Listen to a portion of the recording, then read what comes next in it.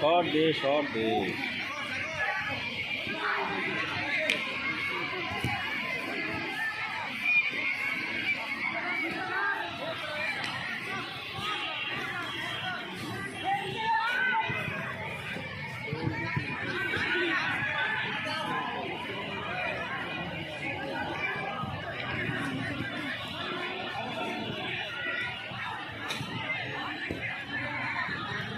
আজকে র্যাকেট খেলবি রে?